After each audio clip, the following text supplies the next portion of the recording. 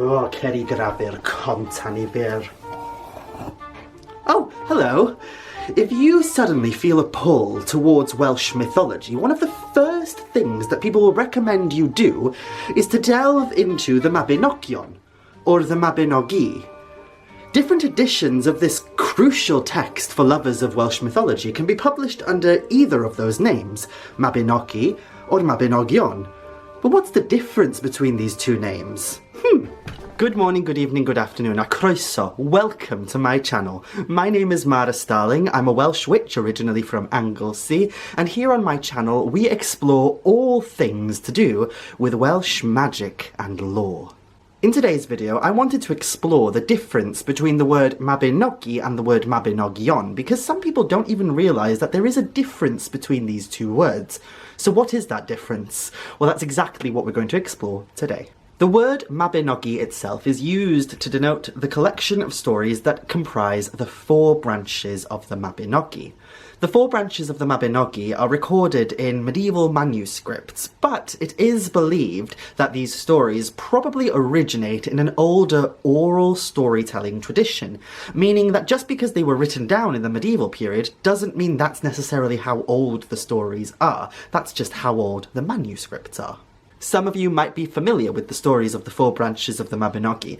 The four branches is comprised of the story Pwyll Pendefig Dyfed, Pwyll, the Prince of Dyfed, Branwen, Ferch Llyr, Branwen, the daughter of Llyr, Manawydan, Fab Llyr, Manawydan, the son of Llyr, and Math, Fab Mathonwy, Math, the son of Mathonwy. These are rather enigmatic stories that have captivated people for absolute centuries now. They're stories of magic, of love, of betrayal, of heartbreak, of war, of strife, and of the otherworld. At their heart, though, I think one of the main reasons that these stories still captivate us to this day is because beyond the magic and the enchantment of the tales, at their very core, they speak of what it is to be human. These are very human stories, and to be honest, you could adapt any of the stories in the Mabinogi into a modern-day soap opera and no one would be none the wiser. So why do we call them the four branches of the Mabinogi? Where does that word Mabinogi come from?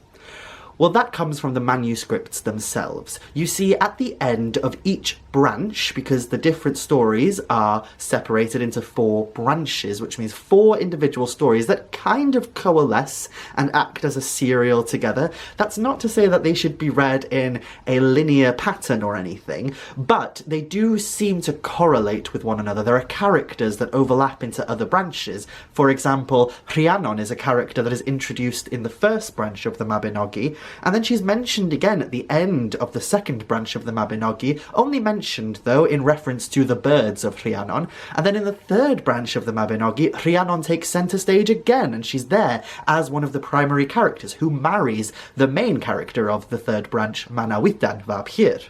Similarly, Rhiannon's son, Pryderi, is featured in every single one of the four branches. So there are themes and there are ideas that seem to overlap between these four stories, making them into a serial series of storytelling. Beyond just characters popping up again and again, there is also the fact that certain stories from the previous branches are mentioned in later branches. For example, the third branch of the Mabinogi is essentially a sequel to the second branch of the Mabinogi. It takes place directly after the second branch, and it deals with the life and the aftermath of the characters from the second branch going forward after the great devastation that happened at the end of the second branch. So we know that they're kind of a series based on that alone, but as if that didn't make it obvious enough, whoever wrote, the redactor or the author of the manuscript, whoever noted these stories down within the manuscript tradition, made it even more clearer by ending each individual branch with the phrase Ac felly terfynar gainc hon o'r Mabinogi, which translates to mean, and thus ends this branch of the Mabinogi. So that's a very brief overview of what the Mabinogi is and why it's called the Mabinogi. We could get into what does the word Mabinogi mean, but maybe that's for another video because that's rather an in-depth topic. But wait, I hear you ask. If you buy yourself a copy of the Mabinogi today, there's usually more than just 4 stories in there, isn't there? There's usually around 11 stories in total. 12 sometimes, depending on the edition that you buy. And beyond that, most of the editions that you can buy today, easily, that are readily available, are not called the Mabinogi. They're usually published under the Mabinogion. So what are these further stories, and what does the word Mabinogion mean compared to Mabinogi? Take, for example, this version. So this is the Mabinogion by Sioned Davies. So as you can see here, it says Mabinogion, not Mabinogi. This is the version of the Mabinogi that I recommend to everyone. I get people asking frequently in the comment section of my videos, which translation of the Mabinogi do you personally recommend, Mhara? And it's this one, the Sioned Davies Mabinogion. Not just because it reads really well and it tends to stick to the written pattern of the stories as they appear in the manuscripts. It doesn't try and flower it up. It doesn't try and, change it to suit modern sensibilities or anything. It's very much in keeping with how the stories are presented in the manuscripts. But beyond that, it has very good introductory material, very good notes in the back, and it's just a very easy read. So if you want to get into it, this is the version that I recommend. But in this version, which is published under the title Mabinogion, not Mabinogi, there are 11 stories total in here, not 4. So let's begin with an explanation of where the word Mabinogion comes from. So as I mentioned, at the end, at the close of each individual branch, it says the phrase Ac felly terfyna'r gainc hon o'r Mabinogi, and thus ends this branch of the Mabinogi. However, at the end of the first branch, it doesn't say, and thus ends this branch of the Mabinogi.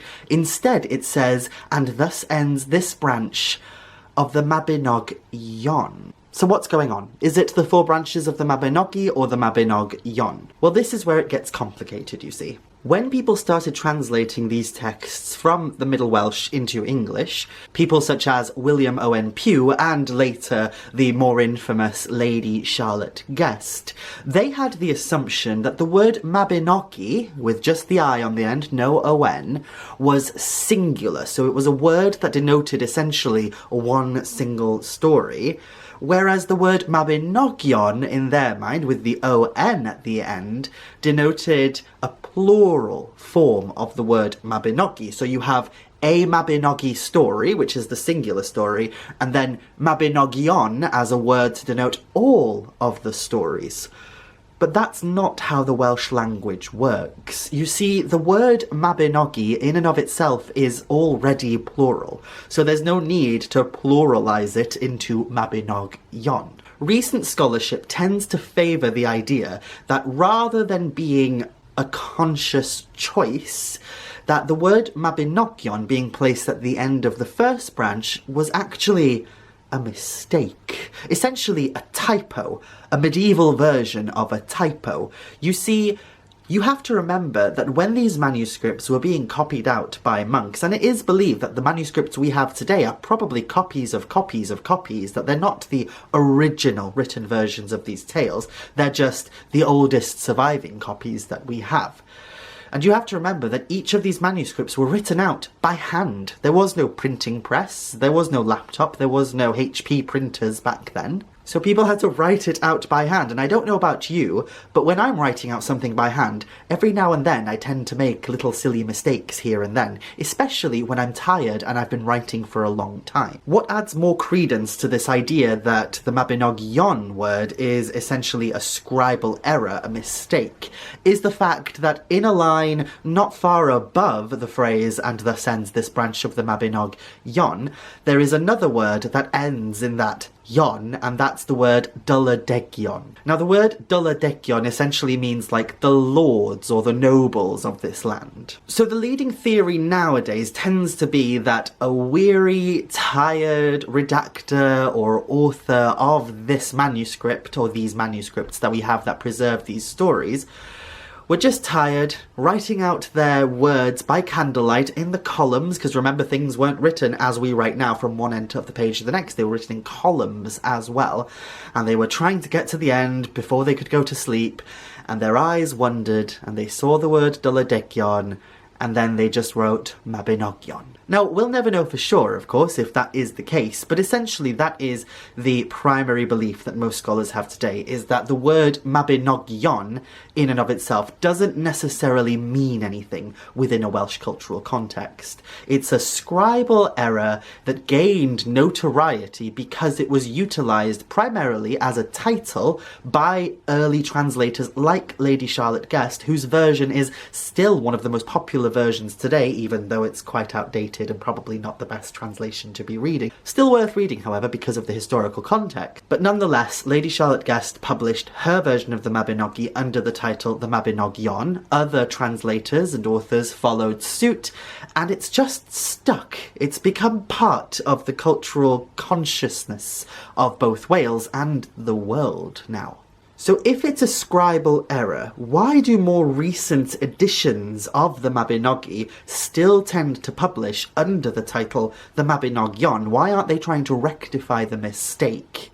First and foremost, it's probably to do with identifiability. As I've just mentioned, that word has now entered into the cultural consciousness of Wales and the world, meaning that people easily recognise it. They know the word Mabinogion. In fact, even when I've been speaking about the Mabinogi at events and such, because I do hold workshops and talks and such, sometimes I'll get Welsh people coming up to me and they'll go, "Don't you mean the Mabinogion, not the Mabinogi?" That's how entrenched into culture it is today, that people genuinely think that the word Mabinogi is the mistake, not the word Mabinogion.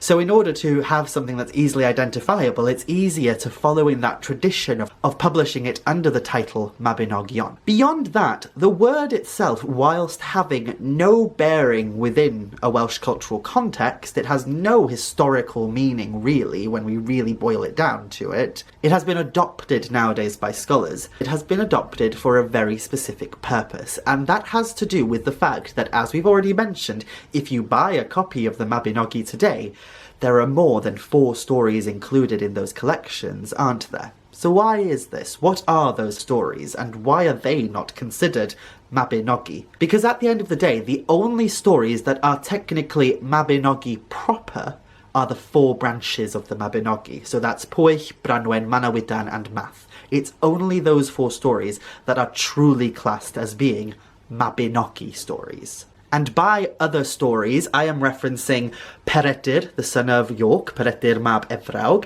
the dream of Maxen Wledig, the dream of Emperor Maxen, Hedd and Llefelys, Iarlles y Ffynnon, the Lady of the Well, Geraint, son of Erbyn, How Culhwch wan Olwen, and Rhonabwy's Dream. Those are the primary tales that are usually included in collections under the title of the Mabinogion today. Those stories in particular, whilst not being part of this series under the title of the Mabinogi, because they don't have that ending, that ac felly terfyna'r gainc hon o'r Mabinogi, and they tend to be something of their own. They tend to be their own thing. They don't need to be grouped together with the Mabinogi, but they still fall under the same manuscript literary storytelling tradition from Wales, and so scholars like to see them in these collections together because they're relevant in order to understand the landscape that is Welsh mythology, as I like to refer to it. Welsh medieval literature, as others like to refer to it. So they are kept together in these collections, and the thing is, there is no one singular word from Welsh culture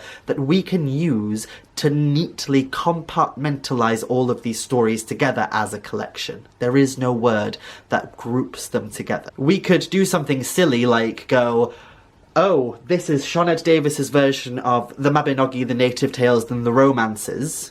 Or we could do something like, this is Sioned Davies's version of the Welsh medieval manuscript tradition. But that doesn't quite read as well, does it? It's nicer to have one succinct title. So that's exactly what scholars have done. They've adopted the term Mabinogion to act as a catch-all umbrella term for not just the 4 branches of the Mabinogi, but also these other tales that come under the same tradition of storytelling, the manuscript tradition and such, but are not necessarily part of the 4 branches of the Mabinogi. Does that make sense? Am I making sense? I hope I'm making sense. So is it wrong to use the word Mabinogion? Should we instead be saying Mabinogi all the time? That's completely up to you. I don't necessarily think it's wrong to say the word Mabinogion, especially because scholars today still publish under the word Mabinogion. The word Mabinogion is, as I've mentioned, part of the cultural consciousness nowadays of Welsh lore. And, as I've mentioned, academics and scholars have adopted the term to be a catch-all term for all of those stories. So I don't necessarily think it's wrong to use the word Mabinogion. It's just, on a personal level, I don't tend to use it if I'm referring specifically to the 4 branches of the Mabinogi. I will usually only use it as a catch-all for all of the stories, the 11 stories that are usually part of these collections, just for ease and comfort, so I don't have to go the 4 branches of the Mabinogi, and Hierddyn Llefelys, and How Culhwch Wan Olwen, and Rhonabwy's Dream, and the Dream of... you get what I mean? One thing I really want to touch upon in this video, and I hope it doesn't come across as mean or rude when I say this, is that there is a misconception that every single story found in Welsh mythology, found in Welsh folklore, found in the Welsh storytelling tradition in general, is a Mabinogi story. For example, I recently was talking to someone and they mentioned, oh, you know that story from the Mabinogi about the priest who goes to live with the fairies? And I was stood there thinking, what? What story from the Mabinogi about a priest who goes to live with fairies? The only story about a priest who goes to live with fairies that I know of is the story of Elidir, or as he's known in the Latin text, Elidorus, and Elidorus's sojourn into fairyland. And that story is found in Gerald of Wales's The Itinerary Through Wales. It's not part of the Mabinogi texts. But that's exactly the story that this person was talking about. And when I said, that's not a Mabinogi story, they turned to me and they said, but it's Welsh, so it must be.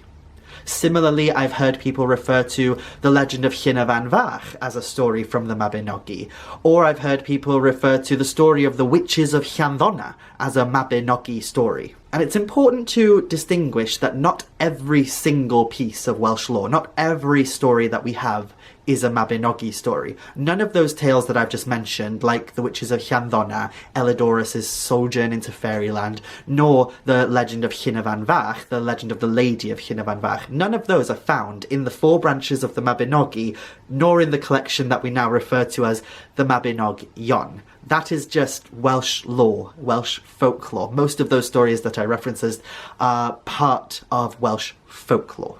The only stories that are technically the Mabinogi proper are the 4 branches, and the only stories that come under that title of the Mabinogion are the stories that I've already mentioned, and I'll put them on screen here now. So Mabinogi, 4 branches, and Mabinogion, the ones that go with the same collection. So hopefully that groups them together and it makes more sense. But there is one story from Welsh lore that is a little confusing, and that's the story of Taliesin. The story of Taliesin's birth. You know the story, don't you? The story of Ceridwen, the witch, who had a son who was so hideously ugly that she desperately wanted to help him. So she brewed a potion of Awen, but that potion was drank by the wrong person. And then there's this huge, transformative magic chase across the Welsh landscape. And yeah, it's a very infamous story, very popular among pagans today. And a lot of people get very confused when that story is not included in these series that we call the Mabinogi, because a lot of people do reference it as a story found in the Mabinogi. So is it a Mabinogi story or is it not?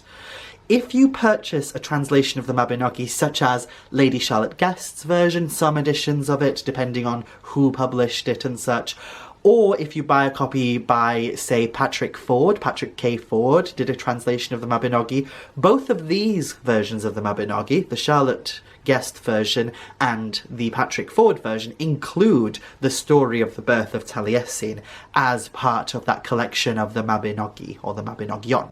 But then if you buy something like the Dafydd and Rhiannon Ifans version, or the Sioned Davies version, it's not included. So why is this? Why do some academics choose to include it and some do not? And where does it fit? What's going on here? The reason that the story of Taliesin is a bit of a complicated one is because that story, in its written format, the story as we know it today, does not come from the same manuscript tradition that we see the 4 branches of the Mabinogi and those other texts, those other 7 stories that go along with the the Mabinogi. The earliest written version of that story that we have comes from the 16th century. Specifically, it comes from Ellis Griffith's Chronicles of the History of the World. So it's not even a medieval story in that kind of context. If we're to refer to the Mabinogi as a medieval storytelling tradition, we know that the Mabinogi probably extends further back than the medieval period, but we just don't know how far back exactly. And the same can be said for the story of Taliesin.